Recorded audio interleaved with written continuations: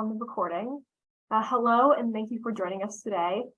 Again, I said this before, but I hope it is nice and sunny where you are, if not warm. I think we have here in Chicago officially hit winter after a nice couple of weeks of it pretending it was still summer. My name is Natalie Orsling. I am an Assistant Director of Alumni Career Development here at UChicago. You're joining us today during a Mind Your Career webinar session. Mind Your Career is our series that focuses on taking time each month to focus on your career growth, your career plans, really just whatever you need to feel excited and comfortable in your job or your job search, wherever you are at. Today's webinar fits directly into that. Welcome to Influencing Up. We were just talking before we got started about how I feel like there is a position where you are in your career where you're not quite starting out yet and learning everything new.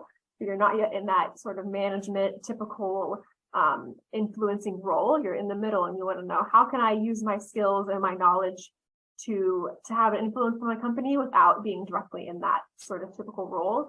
And so we're excited to cover that topic today. I'm really excited to introduce you to our leader and our person who's going to be taking control of today's presentation. Sue Kloss is an alumna of Booth with a career background with a history of a swath of different industries, including accounting and finance, real estate, human resources, and now career development and career resources. From her experience, she realized that there was a need for individuals to consider a holistic approach in their career and to take a look at their career plan and figure out what they actually want to do, what's going to get them out of the bed in the morning, which is what led her to creating Career Success Pathways. Career Success Pathways utilizes that holistic approach to help professionals find new opportunities and fulfillment in their careers and figure out what they like to do. I'm not going to waste any more of our time. We have a great session planned today, and we also saved a ton of time at the end for Q&A. So please make use of the chat and the Q&A functions, and we will answer questions at the end, including some of the ones that you all submitted beforehand. Now, Sue, I'm excited to introduce you, and I'm excited for you to take it over. Thanks, Natalie. Good morning, good afternoon, or good evening, depending on where you're joining us from. Thank you for that introduction, Natalie. I'll just tell everyone a bit more about myself before we jump into the topic. As mentioned, I do have, I am Sue Kloss, and I'm the founder of Career Success Pathways. After obtaining my undergrad degree from the University of Illinois at Chicago, I began my career in finance and accounting and working for several financial services firms.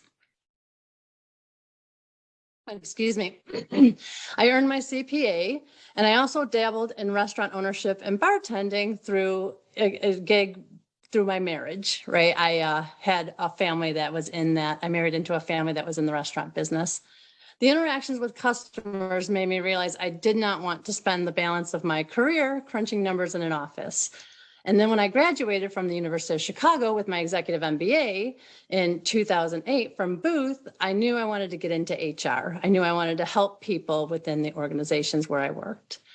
So I went and obtained my professional human resource certification and worked for the next several years with companies that were where I was mostly the sole HR practitioner.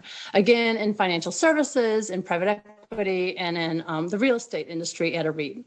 In hindsight, the managers brought me in, the management team would bring me in to be strategic, which I truly appreciated, only to fail to provide me with any resources to get there. So my days were filled with just putting out fires. Of course, I was able to make strategic strides based upon the knowledge I gained from the University of Chicago and also through influencing up, which we will talk about today. Given the poor management of the firms that I worked for, I saw tons of recruitment and dismissal activity during the timeframes that I was there, both hiring and firing many, many people at these companies. It allowed me the insight into what hiring managers seek in candidates. And after my fourth poorly managed company, I decided to take a break from corporate America. And I went to work for a boutique leadership development company where where I did sales and business development. And from there, I was able to really hone my knowledge about what skills are important in the workplace for people to be successful and what employers were looking for in their employees. And for after a large loss of a large client from there, my partner decided to go back to corporate America, but I was still suffering PTSD from that, and I decided to stay out on my own. So I launched my company, Career Success Pathways, in January of 2017. And since then, my business has been 100% referral based. I am working with clients to showcase their skills to prospective employers. I help them reach their career goals and passions. And I allow people to represent transferable and transitional skills as I've transitioned roles many times now. I believe we bring our whole selves to the workplace. I'm an advocate for working with people where they are at the time that they come to me and helping them see what areas of their lives could use some TLC while they're also seeking their next opportunity. I have several exercises and coaching sessions that I have planned where we dig deeper to realize what can happen to get your career to move forward. And, so people can work to live versus live to work. And because I believe that you bring your whole self to every interaction you come, I wanted to get a little bit more personal with you guys. And as stated, I want to bring my whole self here. So I come from a large family. I have 6 sisters. So all girls in my family, there are no boys. And this picture was from the late 1900s. So it includes the big hair. I have a daughter, Emily. I love the outdoors. I love to hike, bike, kayak, walk, you name it. The outdoors just fills my soul. That's where I get re-energized. I'm also a big advocate of the national park system. I have a goal to visit every one of our national parks. And then more recently, I moved on to some property. And so I've been learning to live with nature, which is what I love anyway, right? So we have a pasture that our neighbor leases some cows, so we get to see baby cows born. We also have some chickens that are on the property. And with chickens come chicken eggs. So snakes come along too. So I've become a snake whisperer, but for better or for worse, it's there. But that's a little bit about me. So let's jump into the topic today and learn a bit about influencing up.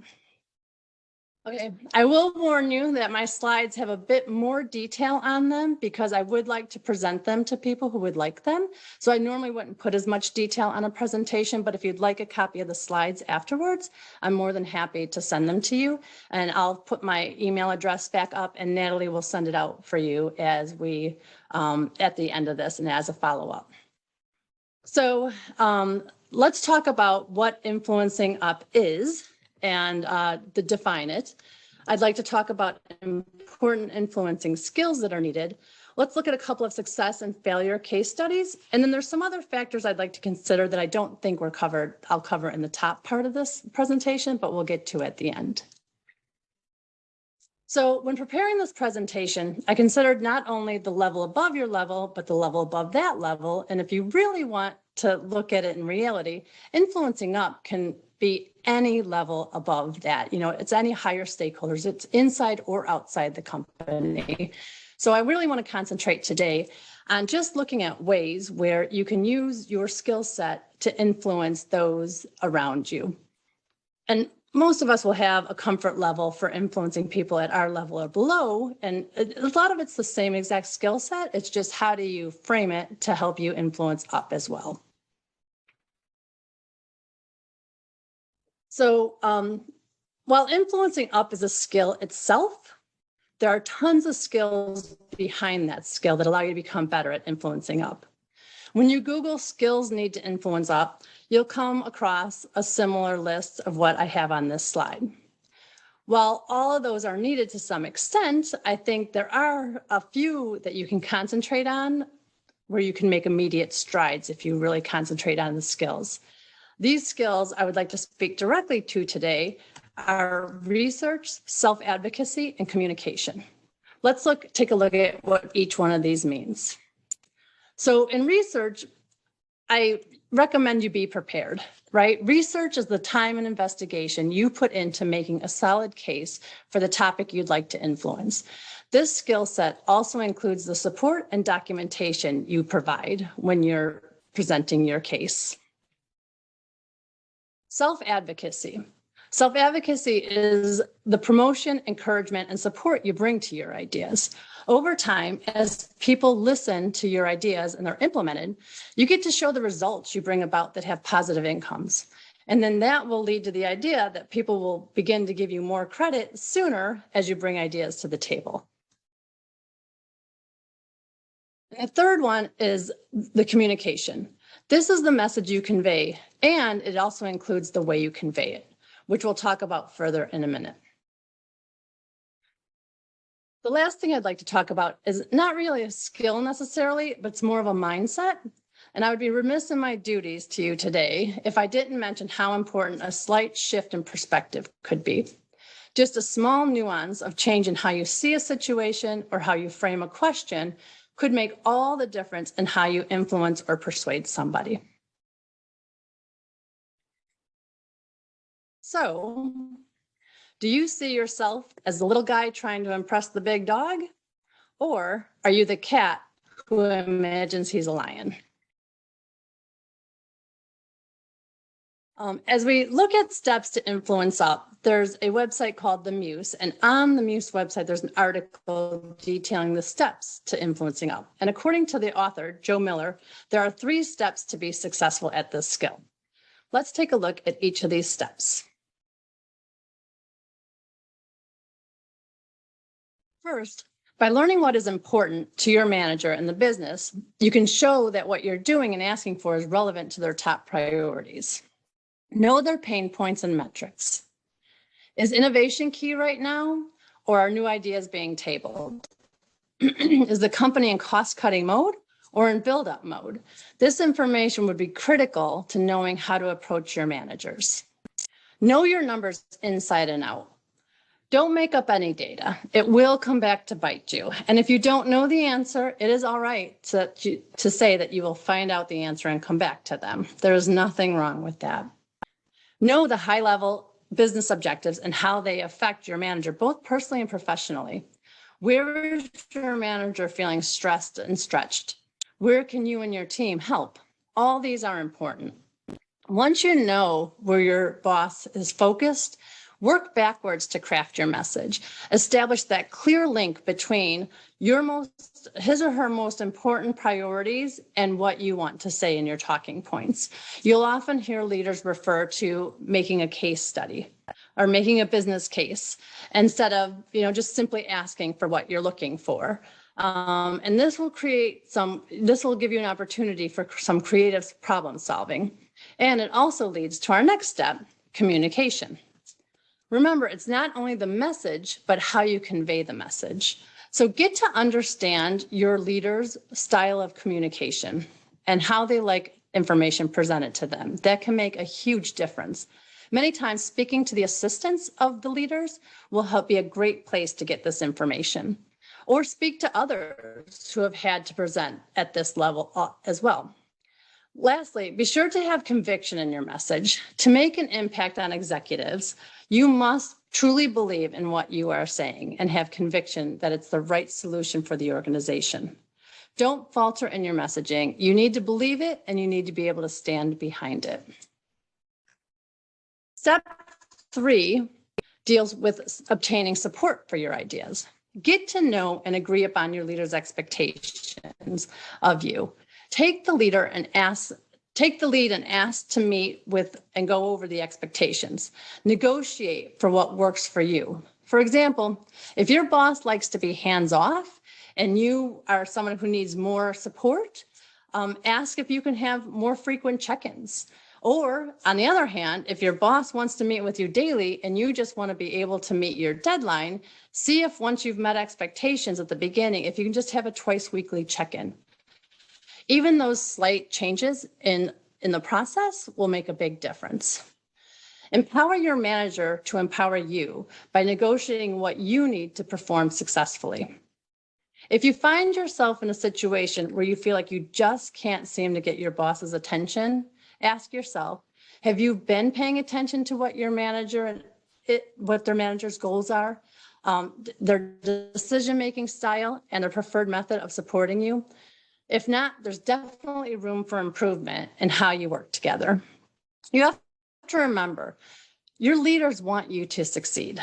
And so with that in mind, influencing up and learning how best to communicate with your bosses will definitely set you up for success. And I'd like to go into another resource. Marshall Goldsmith has a book, Mojo, How to Get It, How to Keep It, How to Get It Back If You Lose It. And in that book, he states, some people positively and proactively change their work environment. They treat decision makers with respect, yet challenge up on important issues. They make a positive difference in their work environment. They respect final decisions that cannot be changed, yet realize that they can make decisions that are in progress and can be changed. And Marshall goes on to have a case study in his book about successfully influencing up, but it wasn't before there were some bumps along the road. Marshall was brought in to work with the CEO of a company, Daniel, and Daniel has this top salesperson. He's the executive vice president of sales named Matt, who is en route to become CEO one day with one issue. While he's the best salesman in the company, he's arrogant and unmanageable in Daniel's eyes. He should be the successor, yet Daniel wants to fire him. He just doesn't want him around due to his performance. Well, Marshall approached Matt about his behavior and expected to be met with contempt.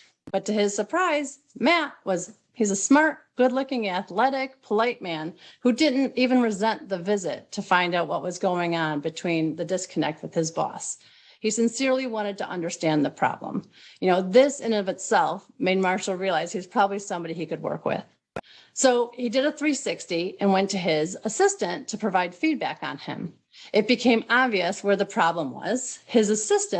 Matt's assistant, described him as the best at everything.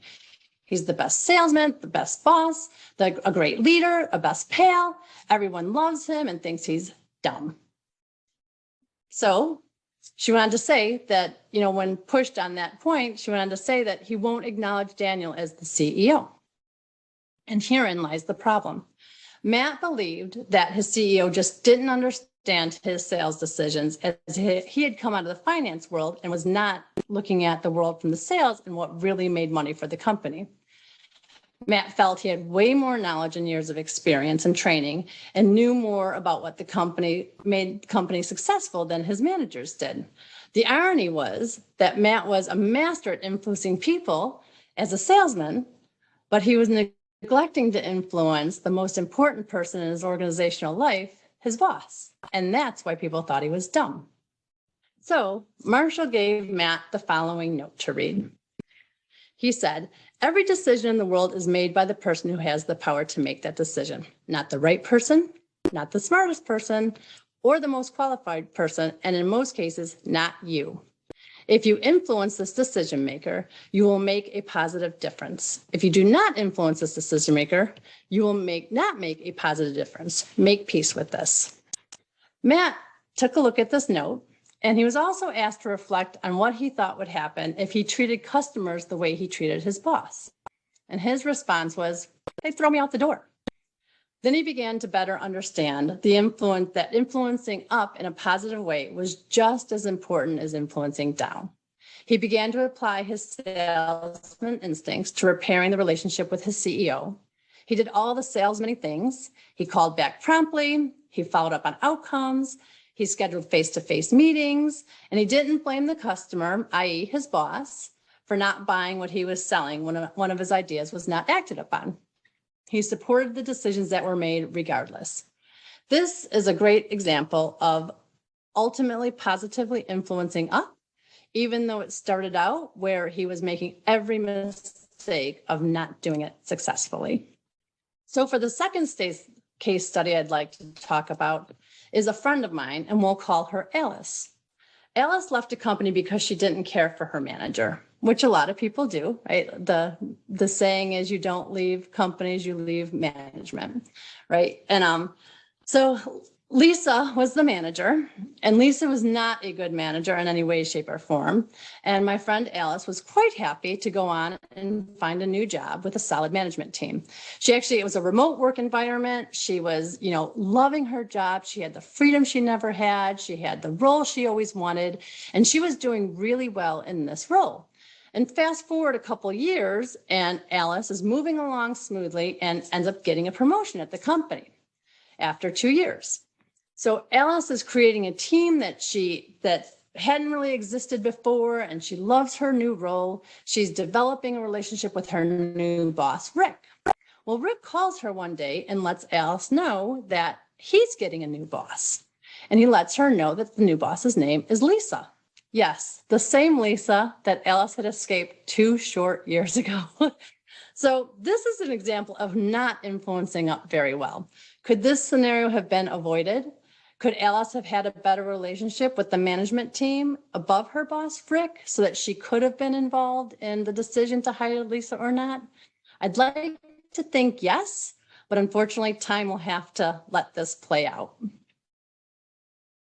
So for the third and final case study I'd like to talk about is I'd like to just kind of push together a couple similar scenarios for this third case study. Either the value of your voice isn't heard, it never was, or it isn't anymore, or you were hired quite some time ago and now have grown and progressed in your career to a point where you are ready for more responsibility and authority, but the management team you've been with doesn't see this option for you. In these scenarios, the employee hasn't done the work to be noticed as a key contributor and hasn't applied the skill set to influence outside of their immediate area of your organization. And quite frankly, I'd want to ask you in these scenarios, what is keeping you at these companies? I recently worked with a client in a similar scenario, and she actually inspired the topic for this webinar. She liked the company she worked for, but she didn't feel appreciated. She knew she was resigning to look for the role and the title that she wanted, and she was seeking. And she engaged me to help her update her resume and guide her through appropriate steps in her career for her next role. Almost immediately upon her departure, she gave her notice. The company knew she was leaving. Almost immediately upon her departure, the company she left approached her about coming back and starting a new division for a line of business that they had wanted to explore. They knew she had the skill set. We worked together to make sure that the reasons she left the company in the first place were being addressed through the interview process for this new role. We worked a lot on self-advocacy, something she sorely lacked. She was not good at displaying the impact of her work and showcasing her abilities so others didn't take credit for her work, which is a big piece of being able to influence up past your boss for that. She set some dates and goals for the next 18 to 24 months to make sure this role stays on track. And so she would on the track that her career should be on. And then she ended up taking the role. She received the title she wanted and went in with clear eyes and expectations. And others in the firm have confirmed her belief that if she had never left and come back, she would never have received the same status upgrade that she would have if she had stayed just in the company. So many times you do need to leave the role you are currently in and get a new role. Or in this case, let them see your value and come back to the company if that's how it works out. So if you want to try and stay at your new firm, you can use the skills we talked about today. I would recommend getting to know the organization better and showing your commitment to both yourself and your company. There are several steps you can take to do so, and these come from a 2019 article in Harvard Business Review. You can demonstrate your commitment to growth, both personally and professionally. Invest time to grow your skills that are required for both you to grow and to help the company grow. You can focus on team growth rather than just your own growth. And again, self-advocate. Know your impact and take ownership of your work. Follow through on what you say you will do and do it well. Be a strategic thinker. This is required to move into roles where more responsibility is involved. Be able to see the bigger picture while also working on the day-to-day tasks. That's a big one for being able to influence up and see the company the way that the executive team sees the company. Challenge old ways and find new solutions. If you see a different way to approach an issue, go ahead and speak up. Know how to communicate well. Again, communication comes back into this. Be thoughtful during your interactions with others. Build relationships with people throughout the company. Connect and collaborate with people within the organization. Expand your network of allies and increase your visibility and influence. And this can be done at all stakeholder levels. Live the value and purpose of the organization. Display them in your actions. Talk about them. Give kudos to others who display them. And raise your hand. Ask for opportunities to showcase your talents and skills.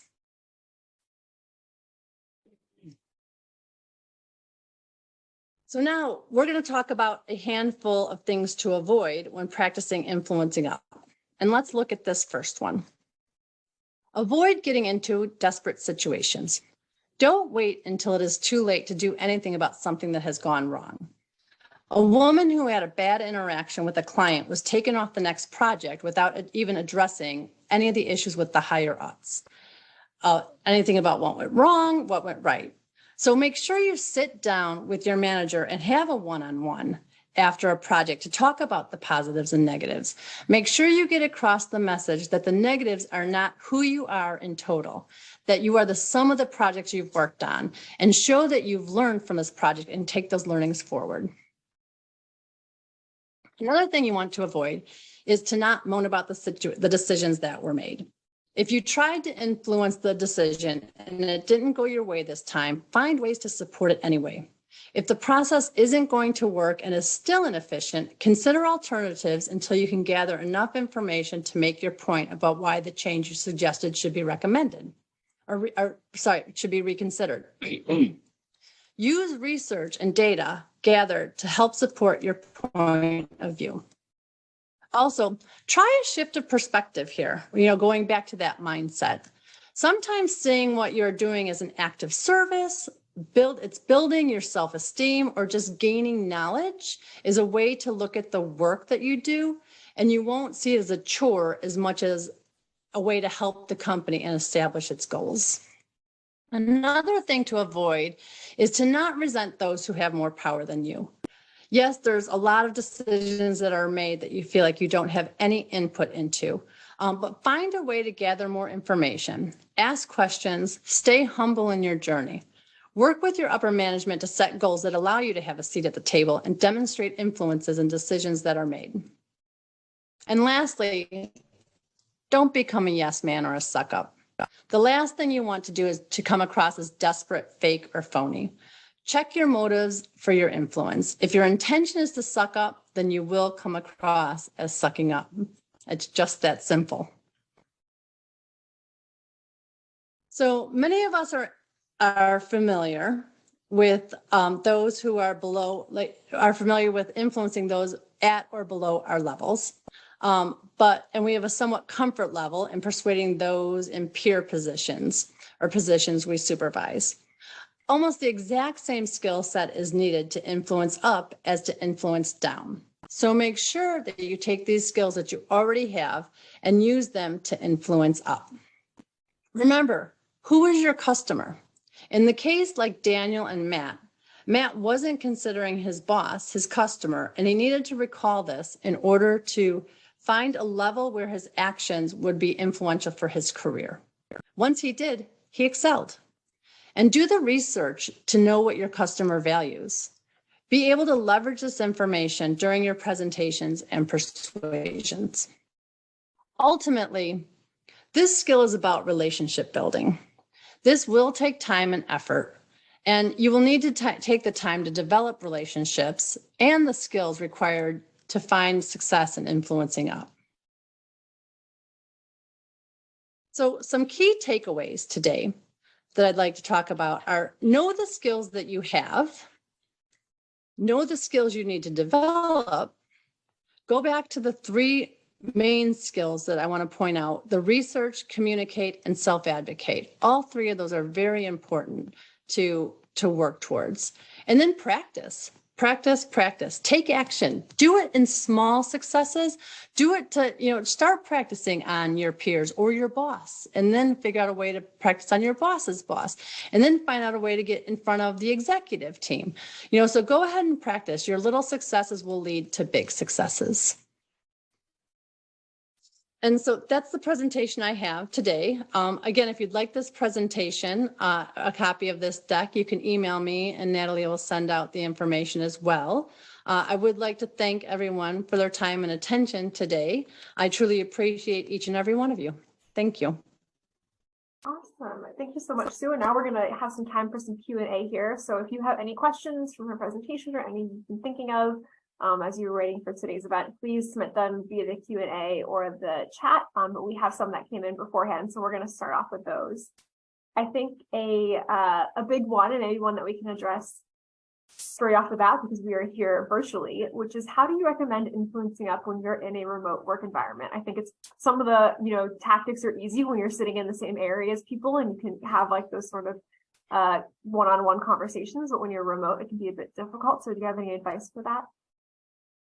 Yeah, absolutely. So I would use the same skill set as you would if you were face to face with people, just use it more creatively, right? So reach out to others within the organization. You can schedule Zoom calls with people that you wouldn't normally have Zoom calls with. You can reach out to people for, people love giving their advice. So if you have an idea and you'd love to get somebody's advice on it, I would, create alliances, create collaborations and connections with people by doing informational type reach outs and organize those.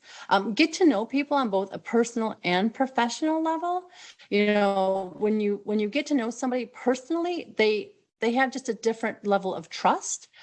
See if there are projects where you can work together with other divisions or other offices that you normally wouldn't work with from a remote standpoint. And then, again, start to gain the trust and confidence of your coworkers and show the impact that you can deliver. It's possible from a remote work environment. It takes a little bit more work, but you can definitely do it.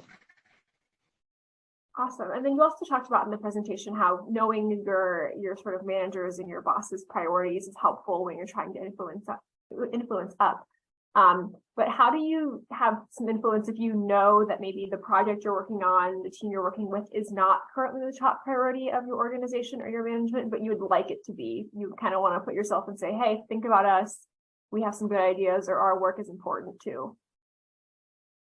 Right. No, that's a great question. And so a good executive management team thinks strategically, and you have to remember that. They notice all parts of the company and what makes the company successful. And so, having solid, reliable people to keep the day-to-day operations going while the top priority projects are being worked on is just as important and shouldn't go unnoticed. So don't feel like what you're doing isn't important just because you're not on a top priority project. It is important to keep the business going. So I think having just that shift of perspective in the interim is important. If you excel at that work, you show a positive impact and, self-advocate when the opportunity arises, like be able to talk about the results you've had. You can start to see that larger and start seeking larger, more priority projects as having, put yourself into that mold. It could take time and effort, of course, but you can achieve the impact that you desire with those processes. Awesome. And then you talked about growing, like sort of using strategic thinking as a skill set. Can you talk to how, like, recommendations for growing that as a skill? I think it may be something, especially if you're in a position where you're doing a lot of the day-to-day task work, the overall strategic thinking of the work may be a newer skill for you. So do you have any recommendations on how to grow that skill? Yeah, absolutely. Again, start by talking to the executives within the company. Start by asking their advice and how they would help you to see things in the bigger picture, especially if you feel like I did back in my accounting days, like I was just crunching numbers. I didn't feel like I was being strategic. I was just doing the day-to-day duties. So start to speak to people about the bigger picture of the company. Start to ask to work on projects that are bigger picture projects. And those are all the strategic way of thinking of things. And remember also, when you do present to the executives, they want to see in a more strategic way the solutions. They may cut you off when you're starting to get into the nitty-gritty details. So they want just that higher level, be able to shift to that higher level perspective and stay out of the weeds when necessary. Awesome. And I think another question, or a sum up of a couple of questions that we've had that are about sort of what if you have the right message, but you're the wrong messenger, or if you kind of think that there's a game of playing favorites that's going on, how do you still have an influence if maybe you are not, or maybe the managers aren't the kind of people who want to listen to your voice? Yeah, that one's a little bit harder to talk to. I probably would need to know I'd want to look at the personalities involved, right? To see what's really going on there. Is there, some nepotism in the company? Is there some, long-standing relationships? Are there people that have been there for quite some time? But for me, it's recommending that, trying to figure out the right person to talk to, because even if it feels like nobody's in charge, there is somebody in charge, right? And there's definitely ways to get to the right ear. And there's also going to be people that feel the same way that you do. So being able to speak to people, gaining alliances through that would be very helpful in that situation. Awesome. And Does that answer that question, you think? Yeah, Yeah.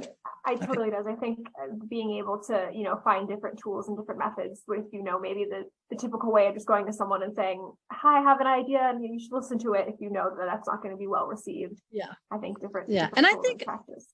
Yeah. And I would add that, if you really are in a company that doesn't appreciate your voice, do an analysis of why you're at that company. Like, what is keeping you there and not causing you to go seek other opportunities, if that's truly the case.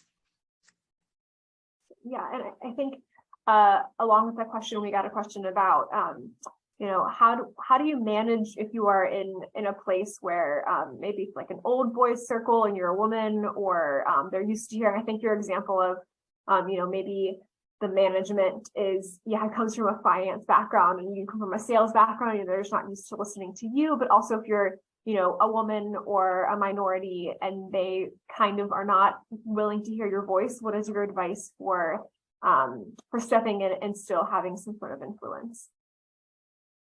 Yeah, so I actually lived that exact scenario. I was in private equity as the only woman in the room for quite some years. And, again, it's gaining trust. It's showing up with the data. It's knowing what you're talking about. It's having that, having the ability to show that you have skin in the game and you really do have the conviction behind what you're trying to get across. I was able to gain some really good relationships. I ended up being the last person in a firm after a merger that stayed on from all the tenured people there, because I had just gained the trust of working to the point where I was able to work through the merger and become one of the last people standing as the whole merger took over, just by, making sure I was presenting data that made a difference and I had the information behind my data. Awesome. I think kind of maybe a similar vein. So we have a question about, does shaming leaders or those who have the power to make decisions ever come into consideration when you're trying to influence, more is something you should avoid? So I think the example was, if the goals that the leaders are expressing to you are not actually aligning with the work that they're doing, how can you positively say, hey, you're saying, one thing and doing another? And how do you motivate them to getting back towards the goals of maybe the original reason why you joined the company, or the goals of the work that you feel like you should be doing? Yeah, I would say publicly shaming, I would never recommend. If you wanted to have a private conversation with somebody and ask them, why their words are one, but their actions are another, I would highly recommend having that, getting and not presenting it as shame, but again, presenting it as, I'd love to learn where you're coming from. I'd love your advice. I had this experience and here's how it was handled. How would you have, handled this? Like, again, people love to be asked for their advice. Getting relationships started with, garnering people's advice is a great way to gain allies and start collaborations and things like that. But no, I wouldn't shame publicly, specifically. It's the same as when you go into an interview, right? There are great ways to get across that you worked for a poorly managed company without calling the management horrible. There's definitely ways to talk about things that are difficult conversations in a tactful way. Yeah, people like to be, they like to be, I don't know, complimented a little bit sometimes, even when you feel like you want to go in there with a negative off the bat. So saying, I want to come to you. I know the goals. I know the goals of our company. I know your goals are this. And I just feel like I could be doing so much more to help you support those goals. Here is what I think I could be doing. I think people like it when you make it seem like it's your idea to help them get back to the work they were originally wanting to do. Absolutely. Framing your question or your conversation is huge, the way you frame it. Yes. Yeah. So I think another question that we get is, we're influencing up there other people kind of at the same level that might be trying to do the same. How do you should you compete? Should you not compete with your peers who are also trying to, gain some influence and have a voice in the company? How do you navigate that situation? So I come from a thought process of, I look at anything like that, having a servant's heart, providing people with information, wanting to move forward. I look at that more as a heart than a piece of pie. And I'll explain that. You start to give away pieces of pie and you're eventually going to run out of pieces of pie. But you look at a heart has never said, I can't have more love or I can't give more love, right? I don't think it should be looked at as a contest. I think everyone has the ability to showcase their impact and to show that they can influence up. If they've done the research, they're, showing their impact, they have the numbers behind it and they're communicating it well. I don't think it's a contest, and you can even gain allies and collaborations during that process. And if you just, again, shift a perspective, you're not competing, you're working with. Awesome. And another question kind of maybe along the same lines of working with your peers is, how do you influence your fellow peers to kind of join forces with you and strengthen your arguments? So I think there was one question about they're trying to introduce a new system in their company that they know will benefit their team, they know will benefit sort of their coworkers, but it's hard to convince everyone, on the ground level that they should work on this project or work on this new system together before introducing it to the bosses. So how do you sort of garner that support on your level before you take it up? Okay, so for that, I would look at, gaining trust and credibility with your coworkers.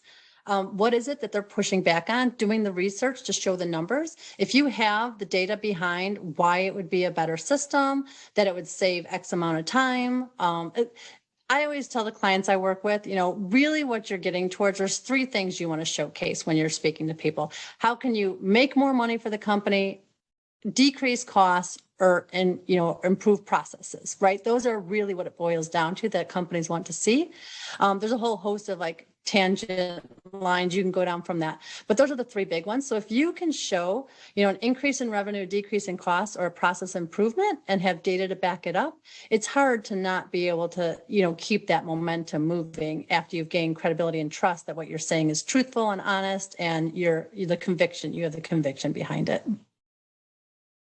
Awesome. And a question about, so maybe you're doing these awesome things and you're telling your manager about these awesome things that you've done for the company. How do you ensure that your manager is then telling their manager and your senior leadership team about all these awesome things they're doing? Sometimes it can feel like their contributions aren't communicated, or maybe they're communicating them sort of on behalf of themselves and saying, oh yeah, we did this, when it was really all you.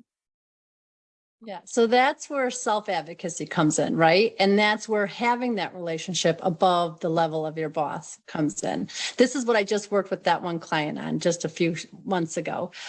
So her boss was taking a credit for a lot of her work. And so really making sure that you do have that even if it's not a direct line, but a dotted line to somebody above her, and making sure that you can convey those types of things. And it's also, going back to your boss, having that difficult conversation of, why did you take credit for that? What can I do next time to share credit or be given the credit for that? And the ultimate conversation there is, why are you working for that person if that's how they're treating you? Yeah. I also think I found with different bosses before, it's really helpful if you give them the easy ways to share. So if you're having the one-on-one meetings and saying, oh, I did this really awesome thing, but I'm just telling you verbally, sometimes if you can put it into writing somewhere and, send them an email saying, here's things I've accomplished this week, it's a lot easier for them to pass it up. And it's in some sort of written proof there as well, that there's a backlog of all the awesome things you've done, so that when it comes time to mention that to your leadership team, it's, an easy thing to hand over and say, I've done this. Here's proof Yes. that I'm working hard. Yeah, that's a great point. And it does, you can also go down and when you set goals, right? When you set goals at the beginning of the year, make sure your goals align with what you've been doing. And when you're at the beginning of the year, not only should you be setting goals, but you should be showcasing the accomplishments you had for the previous year. And those go up the line as well, if they're done well, those employee reviews. Yeah, always good to kind of have a way to measure back on things you've done for the year. So setting those goals and working, to document them as you achieve them is a great tool. So we talked a little bit about sort of the shaming of your senior leadership if they're not reaching their goals. In terms of influencing up, sometimes there's a fine line to walk between speaking out of turn or sort of speaking in places that you're not supposed to. How do you walk that line well and make sure that you're not speaking out of bounds or sticking your nose in business that really isn't yours to stick your nose in? Yeah, I'm a big advocate of that gut feeling and that gut and intuition. I think a lot of times our bodies can tell us when we should speak up, when we shouldn't. I think a lot of times we ignore it when we should speak up. And I think a lot of times we ignore it when we shouldn't speak up, but I think that knowing your audience, again, if you're in an environment where you're in a meeting and because you've developed a relationship with the people around the table and that they trust your guidance and your information that you're willing to share, I think having gotten to that point will allow you to know what you can say and what you can't say. I'm more of a transparent manager, so I would welcome and I love the more ideas, the better, right? I was just at an event where this woman came up and said she was doing a presentation and she said, let's think of 25 ways to fix this problem. And nothing is off the table, as crazy as it is or as little as it is. And, one of the problems was that the lawnmower had broken. And we said, and the group shouted out, 25 different ideas. It took us, so it was like, sell the house, pour concrete on the lawn. It took us 21 till we said, get the lawnmower fixed, right? So it was like the one thing that was the most obvious solution. But if you let people speak to, you can come up with, it might not be the solution, but it might lead to the solution. When you just let people, again, it goes back to are the values of the company you want to work for? If they're not hearing your voice. And I think going along with that, so maybe you're realizing the values of the company are not the values you want to work for, or maybe your voice isn't being appreciated, your work isn't being appreciated. What are some signs to say, you know what, it's time for me to find another job? How do you know how long is too long to stick in a situation like that and hope that there'll be change or hope that you can sort of influence your way up? If you're not sleeping on Sunday nights because you're dreading Monday mornings, that's a big sign, right? And if it moves to Saturday nights and then it moves to Friday nights, then it's a huge sign. Again, I think a lot of it is how are you being supported? How open is your boss to fixing the issues? How open are you to putting the work in that it takes to learn to influence above your level of boss and the boss's boss? There's a lot of factors that can go into that. I try not to push people one way or the other. I tell people, go out and start looking for a job. If you are unhappy where you are, go out and look for a job, and you might find that what's available for you or what you think is available is all of a sudden your job's awesome. And just that tiny shift of perspective of seeing what else is out there makes you appreciate where you actually are. Or you might find, all right, I'm out of here. I just got offered a 20% raise by moving somewhere else. There's no harm in looking, right? It's like going back to dating days, right? There's no harm in dating more than one person until you commit to something. Awesome. I think in the idea of looking for a new position, maybe what are questions that you can ask in an informational interview or in your interview process to help you understand if that company meets those collaborative goals you have and will accept input from their employees, or maybe you're just going to be walking in, like the case study you talked about, walking in from one situation to the next, that boss is coming with you and you're just going to be in the same situation, but with a different name on your business cards. Yeah, you hope you can avoid that, right? But the world's small. It's amazing how small this world really is and how many people just know the same circles of people. For me, it's about, knowing what values. I actually do an exercise with clients about what are their values. I ask people when they leave a role to write down the top 5 reasons that they left the role that they were in, and so that when they are seeking their next role, they can address anything that might have been wrong at the last company through informational questions at their interviews, whether it be an informational interview or a standard interview. They can start to address those questions in tactful ways to make sure that they don't encounter the same situations. Awesome. And I think another topic that we're always talking about, especially in the past few months, is keeping your 9 to 5, the sort of idea of quiet quitting a little bit. What advice do you have people that want to influence up, that want to, support their company and make waves, but aren't necessarily looking to put in a ton of extra time or a ton of extra work? Is that possible? Or is it kind of, if you want to have that influence, get ready to go, put some more effort in? Yeah, no, I think it definitely takes time and effort, but setting boundaries and managing expectations is all on you. The way that if you allow people to call you on Sundays. I just am working with a client who over the weekend, she had a company call her Thursday about an interview. The hiring manager called her Friday or Saturday, and then the recruiter called her Saturday, and then the hiring manager called her Sunday. And she wants work-life balance. And I said, if this company is recruiting you over the weekends, you have no work-life balance, just know that going in. Manage expectations going in. If you're going to a company that's not going to even start with any of that boundary in place, just know that that's not what you're going to end up with on the back end either. But if you set those expectations and you set those boundaries, you can do it. I know very successful people who work 9 to 5 and have managed to, go home and they shut off their phones. People know they shut off their phones.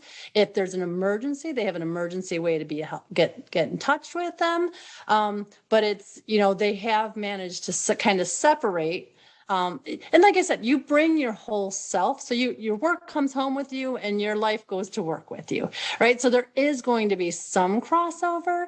It's human nature, but being able to manage that crossover is up to you, setting expectations and setting boundaries. Awesome. And I think one final question we have here before we wrap up is that, so you've done all this influencing up, but now you kind of want to have a seat at the management table, and you want to be in the room where the decisions are being directly happening, and you're the one that's being influenced up. What are the steps you could take to turn that influencing up into a management position? I think so you're saying you're now the one in the management position. So hopefully you've done it, right? Well, I think the question is you want to reach that point. You want to reach that point. You want to, you're doing the influencing up, but maybe you want the actual position of power in the actual decision-making process. How do you take the influencing up to a management role? Yeah, well, you hope that these steps get you there, right? So as you're, and it takes time, it takes effort. You're not going to be promoted to management if you haven't done any of these steps to get yourself there in a month, right? It's going to take some time. It could take months, it could take years, but as long as you manage your expectations, set a time frame, and if that company's not working with you to get there, then you find a company that will.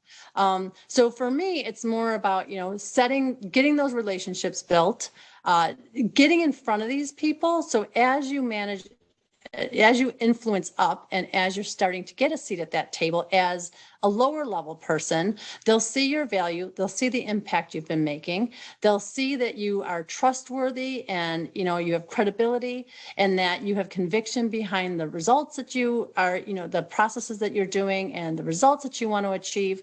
And you'll eventually work yourself into that if you're consistent in those procedures.